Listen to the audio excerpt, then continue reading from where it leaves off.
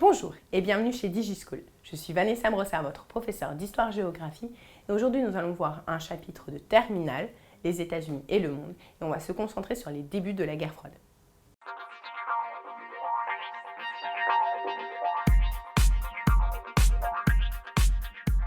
Les États-Unis prônent une politique interventionniste pendant le début de la guerre froide. En effet, ils vont intervenir sur tous les champs possibles dans le monde. Ils vont créer des organisations internationales comme l'OTAN, l'Organisation du traité de l'Atlantique Nord, qui est signée en 1949. Il est signé entre les États-Unis et les pays européens qui essayent d'avoir une défense commune. Par ailleurs, ils signent des accords avec des pays dans le monde, c'est ce qu'on appelle la pactomanie.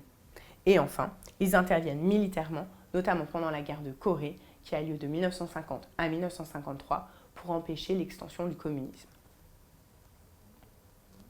Ils vont s'imposer également face à l'URSS dans la course aux armements. En 1962, ils sont menacés directement par l'URSS. En effet, le pays fait installer des rampes de lancement sur l'île de Cuba, île très récemment devenue communiste.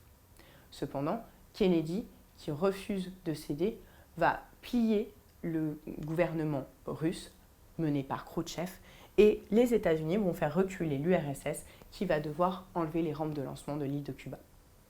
Après la crise de Cuba, se met en place un équilibre de la terreur, avec notamment ce qu'on appelle le parapluie nucléaire. En effet, les deux puissances possèdent l'arme atomique et ils savent pertinemment que s'ils l'utilisent, ils vont s'auto-détruire.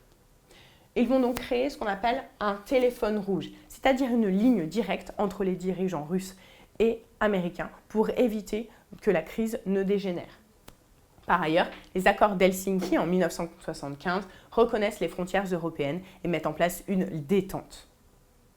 Enfin, des accords de désarmement comme SALT sont signés afin d'éviter la course aux armements. Cependant, des affrontements indirects persistent, notamment au Vietnam.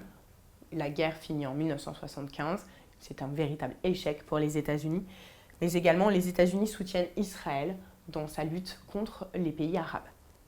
Merci d'avoir regardé cette vidéo, n'hésitez pas à regarder les autres vidéos en lien avec le programme de terminale et à bientôt chez DigiSchool.